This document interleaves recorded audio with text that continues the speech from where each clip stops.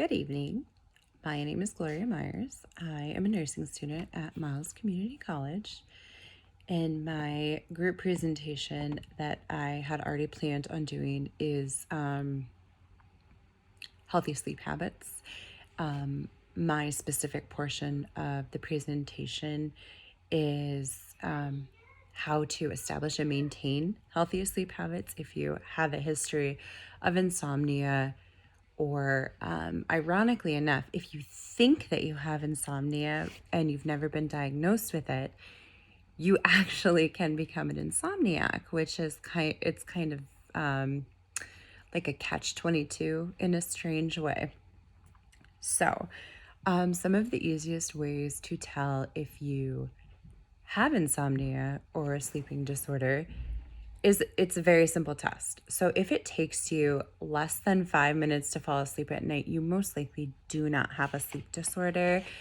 On average, it should take you between 3 to 5 minutes. When you're sleep deprived, it can take in between 10 to 15 minutes, but anything over 15 minutes really leads to a sleep disorder, something you should speak with your physician about. So,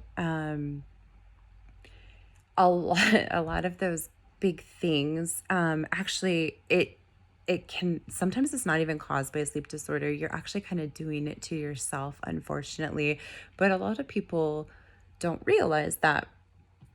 So, unfortunately, it can be self-induced, but eliminating some of those things can really help, and kind of get into that in a minute. So,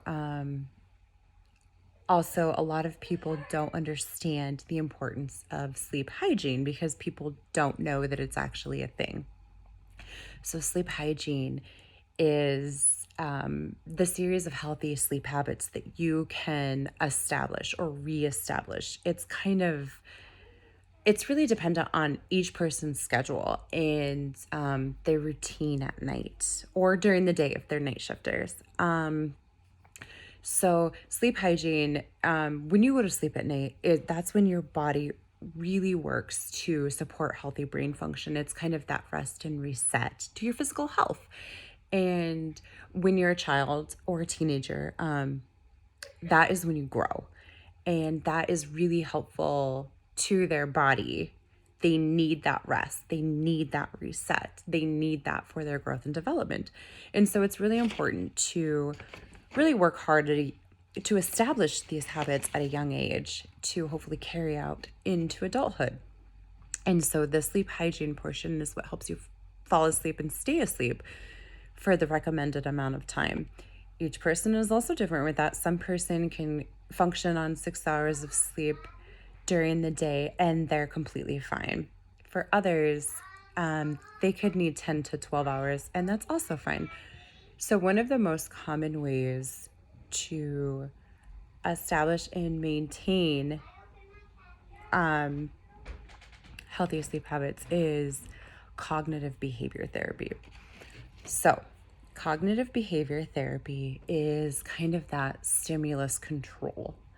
A lot of people don't understand that they actually have a lot more control than they think to establish and maintain healthy sleep habits. So, you really go into cognitive behavior therapy after a visit with a physician, and so they teach you a lot of helpful tips and tricks to use at home. So, the first thing is a stimulus control. So, one of the main causes now of sleep deprivation and insomnia is because people sit and stare at their screens for way too long.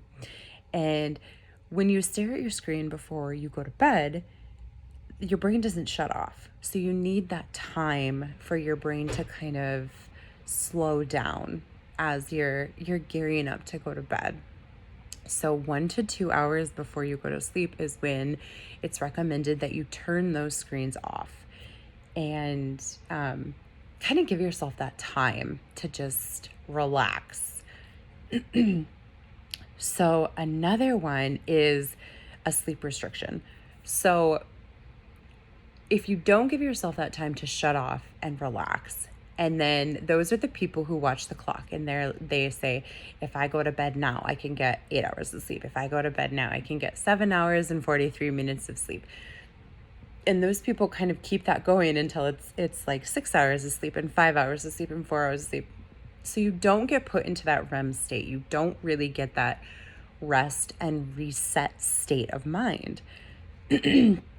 So no matter what shift, and a lot of, and you know, by experience, night shifters kind of do that whole, like, I can function on 4 hours of sleep, it's fine. But realistically, you need more sleep than that.